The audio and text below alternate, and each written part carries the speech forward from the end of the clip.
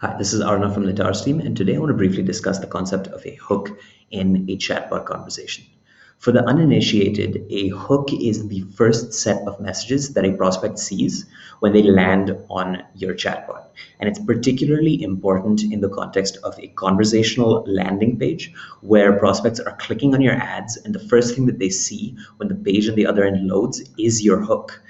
If you've ever done CRO before, you'll know that the vast majority of prospects drop within the first 7 seconds of landing on your page, and that same principle transfers over to your conversational landing pages.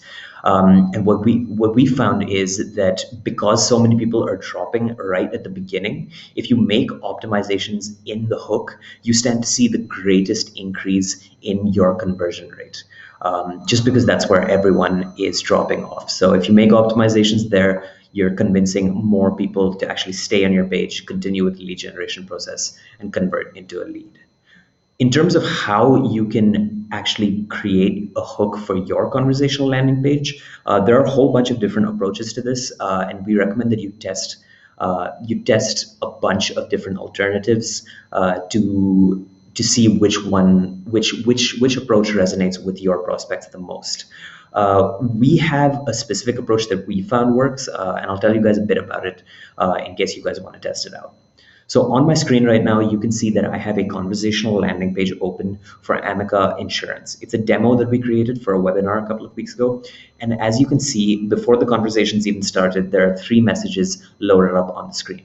These 3 messages, along with the user input at the bottom, are the hook of this page, and they follow a very fixed structure that we like to use. The first message that we always like to send is the welcome message. As you can see, we've welcomed the prospects to the page. We've told them who we are, so welcome to Amica Insurance, and we've shown them a logo for Amica. The reason we add this welcome message in our conversational flows is because it adds a little bit of branding to the page. And branding is something that we don't think about much as prospects or as marketers, but it's pretty important to the lead generation process. Branding in the context of a landing page does 2 things we found. One, it adds legitimacy to the page. So if you land on a page and you don't see any branding at all, it'll look generic, and generic pages tend to look spammy and it causes people to drop. So adding a little bit of branding, adding this logo, adding this welcome message is a great way to add that legitimacy.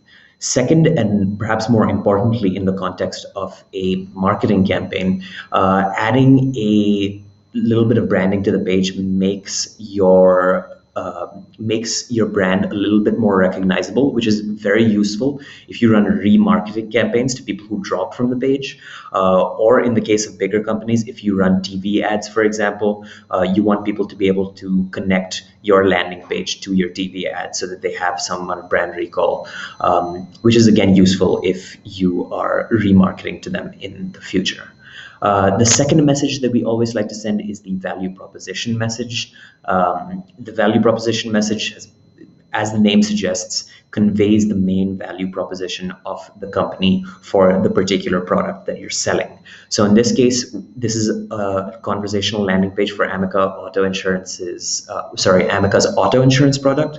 So over here, we've given a value proposition that relates to that. So Amica is going to help them find every possible discount for their auto insurance coverage. So cheap, affordable auto insurance is the value proposition for Amica. The reason we include this is because we found that when prospects land on the page, and in that first 7 seconds where they are deciding whether they're going to stay on the page and continue with the lead generation process or drop from the page, they are looking to see whether this company is selling them what they are shopping for. So generally people do a Google search. So say someone looks up affordable auto insurance. They click on Amica's ad. They want to glance over the page and see if Amica is offering them affordable auto insurance. And that's what the value proposition message over here does. It captures user attention. It tells them that they will find what they are looking for on this page, and they should continue with the lead generation process. And once you've convinced prospects that you are going to give them what they want, they need a way to actually continue with the lead generation process. And that's where the third message along with the user input comes into play. This is the ask message, and and it essentially tells the prospects what they can do or what they can achieve by continuing the lead generation process. In this case, we have gone with a free auto insurance quote. That's what most auto insurance buyers are looking for. So we're basically telling them that if they continue with the lead generation process over here, they'll get a free auto insurance quote, and then give them a button to respond with. Functions in the same way as a CTA on a traditional landing page. We found that this structure of 3 messages right at the beginning is a great way to get people to stay on your page and finish the lead generation process. But even within this structure, there are some optimizations that we like to make to ensure conversion rates that are as high as possible. The first one is, in the welcome message, include a logo.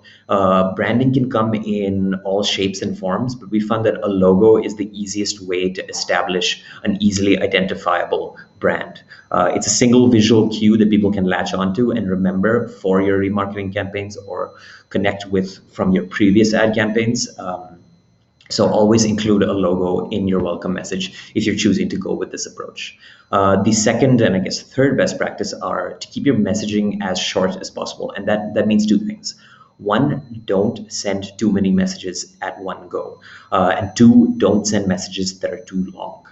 The reason that we recommend that you do this is because one of the main values of a chatbot based lead generation approach is that it engages in the snappy back and forth interaction where people have send short messages to the bot responds with short messages to complete the lead generation process.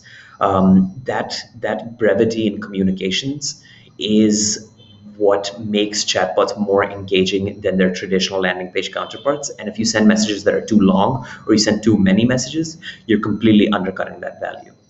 The third and final best practice that we always recommend that our prospects do, or rather fourth, I guess, because the second one was kind of 2 best practices, is to keep the ask as uncontroversial as possible. And by that, we mean don't ask for personal information. When people land on your page, they want to assess the situation first. They want to break the ice before they start sharing any personal details. And if you ask for a name or you ask for, we've seen people ask for credit scores right at the beginning, they're going to drop immediately because it's going to be asking for essentially too much too soon. They're not going to be ready to share that information and they're going to drop. In this case, for example, we've asked for an auto insurance quote. We've asked prospects whether they want a free auto insurance quote, and we've given them a button to respond with. Most auto insurance buyers are looking to get an auto insurance quote, so by responding to this, they're not sharing any personal data, and they are starting the process that they set out to do when they did their initial Google search to land on this page. So it's not controversial at all. The added bonus of this is you can give them a button as a user input, which is a lot easier to respond with than responding with, say, your name, which requires a couple of taps on the keyboard to respond with. With that, I think you guys have a pretty good sense of what a hook is, why it's important, and how we go about making hooks in our conversational landing pages. Again, I highly recommend that you test different alternatives. There is no fixed way to make these hooks or make conversational landing pages in general, just because text is such a free-flowing, subjective form of information. So please feel free to experiment and don't hold whatever I've said in this video as a concrete rule that you have to follow. If you have any questions about how you can implement any of this stuff, or any general questions about how you can build a conversational landing page, sign up for our builder. Inside the builder, we have an intercom widget in the bottom right corner where we have customer support representatives who would be more than happy to walk you through any doubts that you have. I hope you guys enjoyed this video. Thank you.